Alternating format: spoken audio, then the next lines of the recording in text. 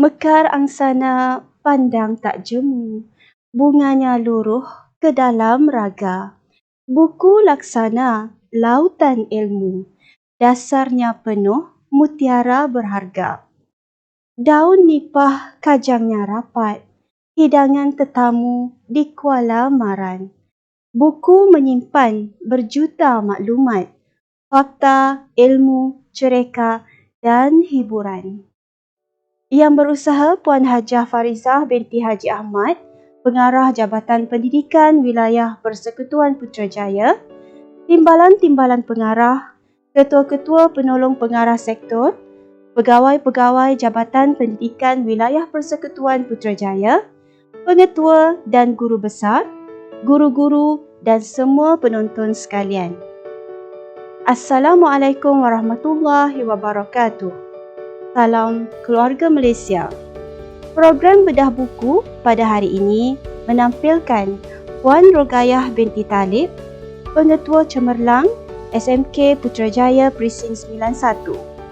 Untuk itu, saya dengan hormatnya mempersilakan Puan Rogayah binti Talib untuk berkongsi sebuah buku kegemaran beliau yang berjudul Tuhan Memberi Motivasi. Terima kasih Cikgu Rosni selaku pengacara. Baik, hari ini saya akan mengupas tentang sebuah buku yang bertajuk Tuhan Memberi Motivasi. Buku ini ditulis oleh Coach Fakrullah Mawardi, iaitu seorang pengendali dan penceramah program-program motivasi Islami di seluruh negara yang sehingga kini mencapai hampir 400 buah institusi pendidikan swasta dan kerajaan. Ia diterbitkan oleh Sinergi Media dalam tahun 2016 dan mengandungi 94 halaman bercetak. Untuk pengetahuan semua, kandungan dalam buku ini ialah mengenai 10 nasihat atau pedoman kepada anak-anak pelajar yang ingin berjaya dalam kehidupan dan mencapai matlamat hidup. Setiap nasihat yang diperolehi daripada ayat-ayat Al-Quran, surah-surah tertentu yang mempamerkan kelebihan Al-Quran sebagai sumber motivasi yang paling hebat. Di antara 10 nasihat tersebut ialah: yang pertama, bertanya. Dinyatakan dalam surah An-Nahl ayat 43, pelajar diminta bertanya apabila tidak faham tentang sesuatu perkara kepada orang yang mengetahui perkara tersebut. Contoh yang diberikan ialah kalau kita tak faham tentang mata pelajaran fizik, kita perlu bertanya kepada guru fizik. Okey, nasihat yang kedua ialah membuat ulang kaji. Yang dinyatakan dalam surah Al-Isra ayat 41, iaitu pelajar perlu membuat ulang kaji supaya ingat selalu apa yang telah dipelajarinya. Ketiga ialah proaktif.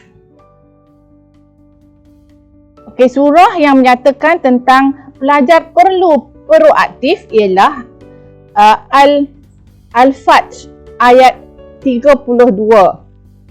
Pelajar perlu proaktif dalam segenap perkara dan dikaitkan dengan perkataan mendahului di dalam surah tersebut. Baik, yang keempat ialah usaha bersungguh-sungguh. Seperti yang dinyatakan dalam surah An-Najm ayat 39. Pelajar disaran supaya berusaha berlipat kali ganda untuk mendapat hasil yang terbaik. Yang kelima, ditekankan mengenai pengurusan masa. Seperti yang dinyatakan dalam surah Al-Hajj ayat 18. Pelajar disaran supaya bijak mengurus masa supaya amalan yang dilakukan seimbang dengan tuntutan dunia dan akhirat. Dan yang keenam ialah fokus. seperti yang dinyatakan dalam surah Al-Mu'minin ayat 2. Fokus dalam ayat ini dikaitkan dengan khusyuk dalam melakukan sesuatu perkara seperti mana yang dituntut dalam Islam, iaitu semasa melakukan solat 5 waktu. Yang ketujuh, saling tolong menolong. Ditekankan dalam dalam surah Al-Maidah ayat 2, ia merujuk kepada bantu-membantu dalam perkara-perkara yang memberi kebaikan bersama. Contoh, belajar dalam satu tim, bukannya dalam satu kumpulan. Yang ke-8, belajar dan mengajar. Seperti mana yang dijelaskan dalam surah Ali Imran ayat 79, iaitu apabila belajar dalam satu tim yang bijak akan mengajar murid yang belum bijak. Dan yang ke-9 ialah tidak berputus asa, seperti yang dijelaskan dalam surah Yusuf ayat 87. Berusahalah selagi mampu, nescaya Allah tidak akan menghampakan hambanya. Dan yang ke-10, iaitu nasihat yang terakhir, ialah dorongan dalam diri. Surah yang berkaitan ialah surah Ar-Ra'd ayat 11. Dorongan dalam diri ini dikaitkan dengan motivasi diri, iaitu sentiasa dekatkan diri dengan Allah Subhanahu wa Ta'ala. Inilah isi kandungan atau intipati yang terdapat dalam buku ini. Banyak kelebihan yang para pelajar boleh perolehi daripada membaca buku-buku motivasi seperti ini. Penulis menggunakan perkataan yang sangat mudah difahami dan sesuai dengan tahap pendidikan pelajar. Contoh yang diberikan juga diambil dalam kehidupan sebenar pelajar itu sebagai mahasiswa atau sebagai murid sekolah. Buku ini juga mudah dibawa ke mana-mana kerana dicetak dalam bentuk poket atau mini. Pengalaman penulis sebagai motivator berpengalaman telah berjaya menggabungkan kajian dan keperluan pelajar masa sekarang, iaitu mempamerkan Al-Quran sebagai sumber motivasi paling hebat.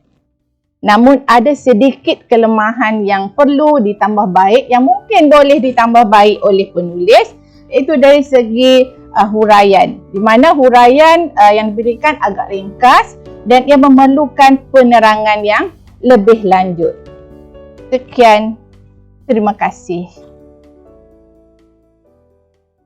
Terima kasih kepada Puan Rogayah binti Talib atas perkongsian buku yang berjudul Tuhan Memberi Motivasi. Sememangnya buku tersebut memberi banyak pengajaran kepada kita untuk kehidupan yang lebih baik pada masa yang akan datang.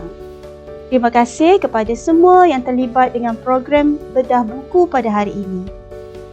Bersyukur kini kami panjatkan program bedah buku telah disempurnakan. Sekalung penghargaan kami hulurkan, segunung tahniah kami ucapkan. Merdu bertingkat alunan suara, kadang tak sedar tersilap kata. Andai terlanjur patah bicara, serendah hati kemaafan dipinta.